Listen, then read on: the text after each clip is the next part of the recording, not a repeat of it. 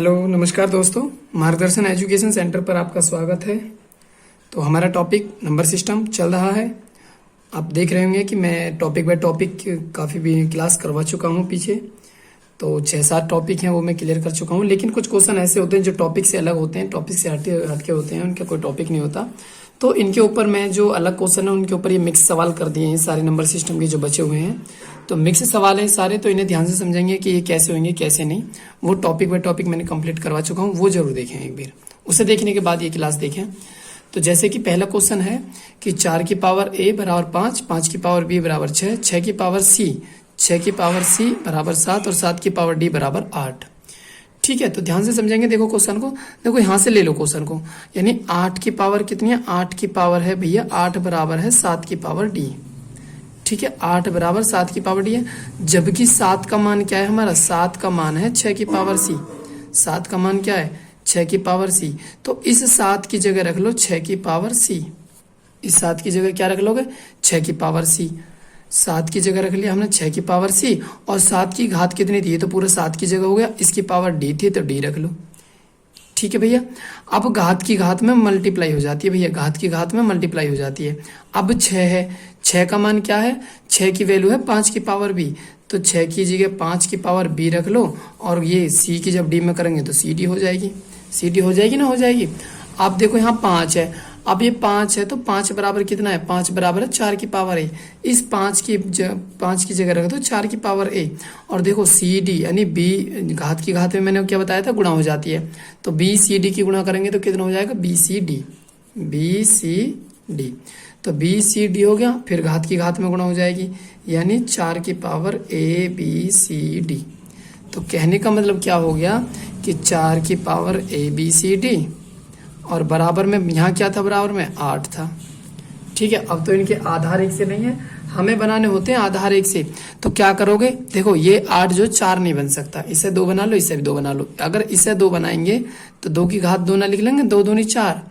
ठीक है, तो a b c d, और 8 को लिख लेंगे 2 की घात 3। 8 को क्या लिख लेंगे? 2 की घात 3। तो जब आधार सेम सेम हो जाते हैं ना, जब आधार एक से हो जाते हैं तो घात बराबर हो जाती हैं। तो घात बराबर क्या हो जाएंगे? 2a b c d बराबर 3, और ये 2 मल्टीप्लाई का किस में चला जाएगा? डिवाइड में। 2 मल्टीप्लाई का कहाँ पे चला जाएगा? डिवाइड में। ठीक है, आशा करता हूँ समझ आ गया। बस कुछ नहीं करना। ये जो 7 है ना, 7 का मान 6 की पावर c था, इस 7 की जगह 6 की पावर c रख दिया, तो ये ऊपर हो गया सी डी। फिर 6 था, 6 का मान 5 की पावर b था, 5 की पावर b रख दिया, फिर बी सी डी हो गया। फिर 5 बराबर 4 की पावर a था, यानी इस 5 की जगह 4 की पावर 1 रख दिया, बी सी डी ऐसे लिख लिया हमने। फिर ए बी सी डी, घात की घात में घातों की गुणा हो जाती है भैया। नेक्स्ट देखोगे, देखो 3/5 गुणा, जिसके बीच में कोई चिन्ह नहीं होता वो गुणा होता है। ठीक है भैया, ठीक है, गुणा यानी कि 3 की पावर 3, यानी 3/5 की पावर होल घात 3, 3/5 की होल पावर -6। अब देखो आधार एक से है ना, आधार एक से है तो घात बराबर, घात जुड़ जाती है भैया। क्या हो जाती है? जुड़ जाती हैं। 3/5, अब घात जुड़ेंगी लेकिन बीच में प्लस आएगा, लेकिन यहाँ पे क्या आ रहा है? माइनस। तो प्लस माइनस क्या हो जाएगा? माइनस। भैया प्लस माइनस क्या हो जाएगा? माइनस। तो क्या हो जाएगा? 3 - 6, 3 - 6, और ये 3/5 की पावर कितनी है? 2x - 1। अब आधार एक से तो घात क्या हो जाएंगी? बराबर हो जाती है भैया। घात क्या हो जाती है? बराबर। 3 में से 6 गए तो -3 बचेंगे। माइनस क्या बचेंगे? 3। तो 3 में से 6 गए तो कितने बचेंगे? 3 में से 6 गए तो भैया -3, क्योंकि माइनस के ज्यादा है ना, और बराबर 2x - 1, 2x - 1। ठीक है भैया, जब आधार एक से होते हैं ना, जब आधार एक से होते हैं तो घात बराबर हो जाती है। घात क्या हो जाती है? घात बराबर। ये -1 इधर आ जाएगा, -3 + 1 बराबर 2x हो जाएगा, और ये 1 में से 3 गए तो -2 बराबर 2x हो जाएगा, और 2 से 2 कट गया। कितनी बार कट गया? x बराबर कितना हो जाएगा? 1। वो भी किसका? माइनस का। वो भी किसका? माइनस का। आशा करता हूँ समझ आ गया होगा। नेक्स्ट देखोगे, तब भी जब कभी भी ऐसे सवाल आए 1 यानी 1 गुणा 2, 1/2 गुणा 3, ये क्रमागत होंगे भैया, ये कभी भी होंगे क्रमागत होंगे। ठीक है ना, तो इसमें क्या करना है? देखो तुम इसे वैसे तो बस पहला वाला लेंगे, लास्ट वाला लेंगे, सीधे सीधे सॉल्व कर देंगे, लेकिन उसका कारण भी समझना जरूरी है। जब तक कारण नहीं समझोगे जब तक वो कैसे करोगे सॉल्व? तो देखो एक बार तो 1/1 रख लो, और एक बार 1/2 रख लो। ठीक है, प्लस ऐसे ही एक बेर इसे 1/2 रख लो और एक बेर इसे 1/3 रख लो। ठीक है, ऐसे ही प्लस है, फिर ऐसे 1/3 रख लोगे और माइनस 1/4, मतलब गुणा की जगह माइनस लगाना है और अलग अलग कर देनी। ऐसे डॉट डॉट डॉट कितना हो जाएगा 1/99 और माइनस 1/100। ठीक है, देखो हमने क्या करा था, 1/1 गुणा 2 था, तो हमने ये 1/1 अलग ले लिया और 1/2 अलग ले लिया, 1/2 अलग ले लिया, 1/3 अलग ले लिया। बीच में चिन्ह किसका चीज का लगा दिया, माइनस का। माइनस का क्यों लगाया, देखो जब हम इसे सॉल्व करेंगे ना, भिन्नों को सॉल्व करेंगे तो इतना ही आएगा। 2 एकम 2, 2 में से 1 गया तो 1, 1/2 ही तो बची, 1/2 ही है। अब देखो 2 और 3 का एलसीएम कितना आएगा 6, 3 एकम 3, 2 एकम 2, 3 में से 2 गए तो 1 बचा और नीचे कितना है 6, तो 1/6 ही तो है कि नहीं है। अब इसमें क्या करोगे, देखोगे एक चीज देखोगे, ये माइनस का, ये प्लस का, ये माइनस का, प्लस का, तो यह सारी चीजों को क्या कर दोगे, काट दोगे, यानी 1 माइनस 1/2, 1/2, ये माइनस है भैया, ये क्या है माइनस। अब देखोगे ये 1 ऐसे आ गया, माइनस 1/2 ऐसे आ गया, प्लस ऐसे आ गया, 1/2 ऐसे आ गया, माइनस 1/3 आ गया, प्लस 1/3 आ गया। ठीक है, माइनस 1/4 आ गया, डॉट डॉट डॉट ऐसे 199 और माइनस 1/100। तो अब देखोगे, देखो ये माइनस का, ये प्लस का, ये माइनस का, ये प्लस का, ये माइनस का, ये प्लस का, ऐसे यहाँ तक कट जाएंगे, यहाँ तक। तो बचेगा क्या, शुरू का बचता है 1 और लास्ट का बचता है 1/99, 1/100। तो 100 एकम 100 और 100 में से 1 गया तो 100 में से 1 गया तो 99/100। क्लियर भैया, आशा करता हूँ समझ आ गया होगा। ठीक है ना, तो हम इसे इतना लेंथी ना करके हम सीधा सीधा भी कर लेते हैं, यानी पहली वाली संख्या को ले लो 1 और लास्ट वाली संख्या को ले लो 1/100 और दोनों को क्या कर दो, घटा दो। 100 एकम 100, 100 में से 1 गया तो 99/100, इसका उत्तर हो जाएगा। बिल्कुल सेम टू सेम इसी की कॉपी देखो, 3 एकम 3, 3 में से 1 गया तो 2/3 गुणा 4 एकम 4, 4 में से 1 गया तो 3/4 गुणा, नेक्स्ट देखोगे 5 एकम 5 में से 1 गया तो 4/5, ऐसी dot dot dot dot. n एकम n में से 1 गया तो n माइनस 1 ही लिख लेंगे बटे n। अब देखोगे तुम ये कट रहे हैं, इस 3 से ये 3, इससे ये, ऐसी इस वाले से ये वाला कट जाएगा, जो यहाँ पे पिछली कोई संख्या होगी। तो यहाँ पे क्या बचेगा, ऊपर बचा 2 और नीचे क्या बचा n, 2/n उत्तर, 2/n उत्तर। नेक्स्ट देखोगे ऐसे ही सेम टू सेम ये है, यानी 3 दूनी 6, 6 में से 1 गया तो 5/3। ठीक है, 5 दूनी 10, 10 में से 3 गए तो 7/5, 7 दूनी 14, 14 में से 5 गए तो 9/7, ऐसी डॉट डॉट डॉट। 999, 999 दूनी 1998, 1998 में से 997 गए तो 1001 और बटे 900। अब देखोगे, देखो क्या क्या कट रहा है, इस 5 से ये कट रहा, यानी इससे इस 5 से कट रहा, इस 7 से कट रहा, इस 9 से कट रहा, ऐसे ये इस वाली पहली वाली संख्या से कट जाएगा ना, कट जाएगा। तो ऊपर क्या बचा, ऊपर बचा 1001 और नीचे बचा 3, नीचे कितना बचा 3। क्लियर, आशा करता हूँ समझ आ गया होगा। नेक्स्ट देखोगे ध्यान पूर्वक, n यदि n एक सम संख्या है, n क्या है, n एक सम संख्या है और 6 की पावर n-1 किससे विभाजित होगी, n सम संख्या, तो सम संख्या सबसे पहले कितनी होती है भैया 2, तो 6 की पावर 2 रख लो, 6 की पावर 2 रख लो माइनस 1, 6 की पावर 2 का मतलब 36 माइनस 1, 36 में से गया तो 35। क्या ऑप्शन में 35 है, ऑप्शन में 35 है गया बिल्कुल, तो 35 ठीक हो जाएगा।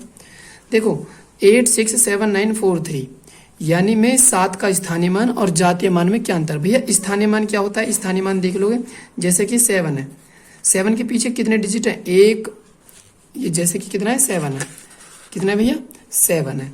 अब 7 के पीछे कितने डिजिट है, 1 2 3, तो 3 डिजिट 3 जीरो रख लोगे 7 के पीछे, ये तो हो गया स्थानीय मान, ये क्या हो गया स्थानीय मान, यानी ये कहाँ पे, इकाई दहाई सैकड़ा हजार, हजार पे देखो 7000 हो गया ना। स्थानीय मान मालूम पड़ गई, जितनी भी संख्या उसके पीछे जितने डिजिट है उतने जीरो लगा दो। अब जातीय मान बताना है, जातीय मान भैया 7 की जाति बदल थोड़ी सकती है, 7 की जाति तो 7 ही रहेगी, तो 7 ऐसे लिख लेंगे, जो किसी भी अंक का जातीय मान पूछता है वो उतना ही रहता है जातीय मान, किसी भी अंक का जितना भी जातीय मान पूछता है वो उतना ही रहता है। ठीक है, तो जातीय मान कितना है 7। अब इन दोनों का अंतर कह रहा है, वो अंतर घटा दो, यहाँ से यहाँ से फिर यहाँ से फिर यहाँ से, 10 में से 7 गए तो 3, यहाँ के बचे 9, यहाँ के बचे 9, यहाँ के बचे 6, 6993। ठीक है, समझ आ गया होगा, ध्यानपूर्वक देखेंगे नेक्स्ट क्वेश्चन। प्राकृतिक संख्या n के लिए, n एक प्राकृतिक संख्या है और n की पावर 3 माइनस n सर्वदा किस बड़ी से बड़ी संख्या से विभक्त होगी। अगर मैं n प्राकृतिक संख्या एक होती है। सबसे पहले मैं अगर एक रखूंगा तो एक की पावर तो कितने से एक ही आएगा, एक में से एक, यानी एक की पावर 3 माइनस एक, तो एक की पावर 3 है तो एक ही आएगा माइनस एक, एक में से एक गया तो जीरो। अब इसमें से जीरो तो कोई है नहीं, तो एक से नहीं कट रही, तो अब क्या रखोगे, अब रखोगे 2। अब क्या रखोगे, 2। अगर मैं n की जगह 2 रख लूँ, 2 की पावर 3 माइनस 2, 2 की पावर 3 का मतलब 2 दूनी 4 दूनी 8 और माइनस 2, 8 में से 2 गए तो कितने बचे, 6। तो इसमें कितना है भैया ऑप्शन 6। ठीक है, तो 2 रख लोगे भैया, 2 दूनी 4, 4 दूनी 8 और 8 में से ये माइनस 2 है, ये 8 में से 2 गए तो 6। आशा करता हूँ समझ आ गया होगा। नेक्स्ट क्वेश्चन देखेंगे ध्यानपूर्वक। ये भैया मिक्स क्वेश्चन है सारे, एक एक टाइप का एक एक क्वेश्चन। ठीक है, ये मैं पहले भी करवा चुका हूँ ये क्वेश्चन। 1, 2, 3, 4, डॉट डॉट 98 गुणा 99 गुणा 100 को परस्पर गुणा किया जाए, मतलब एक से लेकर 100 तक की गुणा करने पर यानी दाईं ओर कितने शून्य आएंगे, दाईं ओर कितने शून्य आएंगे। मैंने बताया था, फैक्टोरियल भी बताया था, यानी इसका मतलब है 100 फैक्टोरियल। इसका मतलब 1 से लेकर 100 तक गुणा तक का मतलब है 100 फैक्टोरियल। मैं पिछली क्लास में बता चुका हूं, तो मैं पूरे टॉपिक शून्यंकों की संख्या का पूरा टॉपिक करवा चुका हूं, तो तुम्हें जैसे याद आ रहा होगा। यानी जितना भी फैक्टोरियल हो उसमें कितने निकालते हैं हम, 5 निकालते हैं। 5 की करो, 5 दूनी 10 और 0, फिर 5 से करोगे 5 चौक 20, बस 100 को छोड़ दो, बाकी सब जोड़ दो। मैं पिछले क्लास में पूरा टॉपिक करवा चुका हूँ, उसे ध्यान से देखेंगे। 20 और 4 कितना हो जाएगा भैया, 20 और 4 24। तो इसमें यानी 1 से लेके 100 तक गुणा करने पर दाईं तरफ यानी जो लास्ट में जो आते हैं वो कितनी जीरो आएंगी, 24 जीरो आएंगी। नेक्स्ट देखोगे भागफल, यानी ये भाजक ये शेषफल, ये तो यानी भागफल 403 है, भाजक 100 है, शेषफल 58, तो भाज्य कितना होगा भैया। इसके लिए मैं एक फॉर्मूला बता दूं तुम्हें। फॉर्मूला देखो किससे बनता है। सपोज दैट हम 2 से भाग दे रहे हैं 5 में, 2 से भाग दे रहे हैं 5 में, तो 2 दूनी 4 और 5 में से 4 गया तो 5 में से 4 गया तो 1। भैया ये होता है भागफल, ये क्या होता है भागफल, ये क्या होता है शेषफल, यानी रिमाइंडर बोलते हैं इसे। ये क्या होता है, ये होता है भैया भाज्य और ये होता है भाजक। ये होता है भाजक और ये होता है भाज्य। ये क्या होता है भाज्य। तो इनसे मिलके एक फॉर्मूला बनता है। क्या फॉर्मूला बनता है, फॉर्मूले को देखेंगे कि भाज्य बराबर भाजक गुणा भागफल और प्लस शेषफल। भाज्य बराबर भाजक गुणा भागफल गुणा शेषफल। ठीक है भैया। अब देखोगे, अब इसमें रख लोगे भैया हमें भाज्य तो निकालना है, भाज्य निकालना है तो भाजक कितना है, भाजक है हमारा 100, भाजक 100 हो गया। भागफल कितना है हमारा 403 प्लस शेषफल कितना है हमारा 58। तो 403 की 100 में गुणा करेंगे तो कितना आ जाएगा भैया 40,300 और प्लस 58 और जोड़ेंगे तो कितना हो जाएगा 40,358। ये हो जाएगा हमारा भाज्य। ये क्या हो जाएगा भाज्य। ये फॉर्मूला है भाज्य बराबर भाजक गुणा भागफल प्लस शेषफल। भाजक रख दो 100 से और भागफल कितना है, भागफल 403, शेषफल कितना है 58, दोनों की गुणा कर दो प्लस 58 कितना है 40,358। नेक्स्ट देखोगे किसी संख्या को 156 से भाग देने पर 29 शेष बचता है। यानी किसी संख्या को 156 से भाग देने पर 29 शेष बचते हैं, तो उसी संख्या को 13 से भाग देने पर क्या शेष बचेगा। भैया एक बात ध्यान रखो, अगर इस संख्या से ये संख्या विभाजित होती है, इस संख्या से ये संख्या कट जाए तो सीधा सीधा हम इसमें भाग दे देते हैं। जैसे कि 13 एकम 13, 2 बचेंगे 26, 13 दूनी 26, इससे कट जाएगी। अगर इससे ये कट जाती है तो भैया सीधा हम किस में डिवाइड देंगे 29 में। किस में डिवाइड देंगे 29 में। 13 का भाग 29 में दोगे, 13 दूनी 26 और ये कितना है 29, तो कितना शेष बचा, शेष कितना बचा भैया 3 ही तो शेष बचा, 3 उत्तर। अगर इस संख्या से ये संख्या नहीं कटती, इस संख्या से ये संख्या नहीं कटती, फिर इसे और इसे जोड़कर, इसको और इसको जोड़कर यदि नहीं कटती तो इसे और इसे जोड़ के जब 13 से डिवाइड करते, ठीक है ना, फिर भी कितना शेष आएगा भैया, फिर भी उतना ही शेष आएगा। ठीक है, तो 3 उत्तर है इसका टोटल। नेक्स्ट क्वेश्चन है यानी 6735*1 में स्टार का अल्पतमन मान क्या होगा जिससे प्राप्त संख्या 9 से पूर्ण विभक्त हो जाए। यानी स्टार की जगह क्या रखे जो 9 से कट जावे। भैया मैंने रूल का तुम्हें विभाज्यता का पूरा नियम बता रखा है, पूरा टॉपिक है, पूरी वीडियो, उसमें विभाज्य के कितने नियम है, कैसे कैसे नहीं, सारे हैं, सारे के सारे। वो क्लास जरूर देखें, उसमें विभाज्य के तुम्हें सारे नियम मालूम पड़ जाएगी। तो देखोगे 9 का रूल क्या है, 9 का रूल है कि सभी संख्याओं के अंकों का योग, यानी संख्याओं के अंकों का योग, अंकों का योग कर लो, 6 + 7 + 3 + 5 और प्लस स्टार को भी छोड़ दो नहीं, और +1 इन्हें जोड़ो, 7 6 13, 13 3 16, 16 5 21 और 2 सॉरी 21 और 1 22, टोटल कितना हो रहा है 22।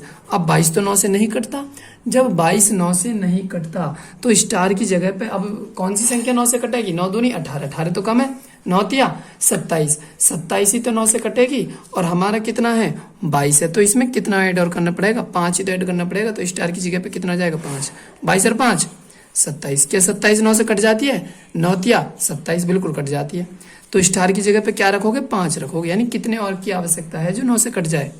ठीक, नेक्स्ट देखोगे किसी भी प्राकृतिक संख्या के वर्ग में अंतिम अंक नहीं हो सकता।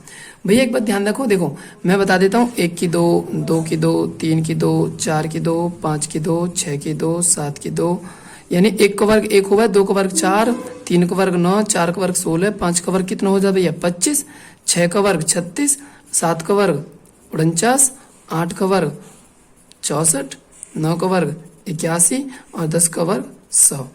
तुमने एक चीज नोटिस करी होगी इसमें, एक चीज क्या नोटिस करी होगी, किसी भी लास्ट में अंत में अंक या तो एक तो 2 और एक 3 और एक 7 और एक 8 नहीं है, यानी किसी भी संख्या के वर्ग के अंत में, यानी किसी भी संख्या का वर्ग करोगे ना तो उसके अंत में ना तो 2 आएगा, ना 3 आ सकता, ना 7 आ सकता, ना 8 आ सकता, ज्यादातर ये सभी के लिए लागू नहीं है, ज्यादातर। ठीक है, देखो 5 है लास्ट में, बिल्कुल भैया 5 आ सकता है वर्ग के लास्ट में, वो कह रहा ना किसी प्राकृतिक संख्या के वर्ग में अंतिम अंक नहीं हो सकता, तो ज्यादातर कौन कौन से अंक नहीं हो सकते, ना तो 2 हो सकता, ना 3, ना 7, ना 8। भैया 6 हो सकता है, बिल्कुल हो सकता है जी 6। ठीक है जी, 1 हो सकता है, बिल्कुल हो सकता है जी, 9 का वर्ग करो 81 1, लेकिन 2 मैंने क्या बोला 2 नहीं होता, तो ये संख्या किसी भी संख्या का वर्ग नहीं हो सकती, ये संख्या किसी भी संख्या का वर्ग नहीं हो सकती। ठीक है, क्लियर, तो इसमें ये ऑप्शन हो जाएगा। नेक्स्ट देखोगे 7 क्रमागत विषम पूर्ण संख्याओं का योग। भैया 7 संख्याओं का योग है, 7 संख्याओं का योग कितना दिया, योग दिया 133। अब हमें 7 संख्या कितनी थी, 7 संख्या थी, तो जब जितनी भी संख्या होती है उतने से जब हम भाग देते हैं ना तो बिल्कुल ठीक बीच की संख्या आ जाती है। 7 से भाग दोगे 7 एकम 7, क्या बचे 6 बच गए 63, 7 नाम 63, कितनी बार गए भैया 19, तो ये 19 अब बीच की संख्या होगी। 19 कौन सी संख्या होगी, बीच की, लेकिन हमारी संख्या कितनी थी 7, 7 में से एक तो ये होगी बीच की, तो कितनी बची 6, अब 3 इसके पहले की बची तो 3 इसके बाद की, तो 19 के बाद 3 विषम संख्या बतानी है, विषम 21 23 और 25, और 19 से पहले की कौन कौन सी आएंगी 18 नहीं मिस्टेक होगी 17 कितनी आएगी 17 से पहली 15 और 15 से पहली 13। ठीक है भैया, यानी 19 हमने देखो 7 संख्याओं का योग दे रखा था, 7 संख्याओं का योग 133, 7 का भाग करा 19 बार, 19 बीच की होगी, 3 पहले की होगी और 3 बाद की। आशा करता हूँ समझ आ गया होगा। अगर वीडियो अच्छी लगी तो लाइक और सब्सक्राइब करें प्लीज जरूर।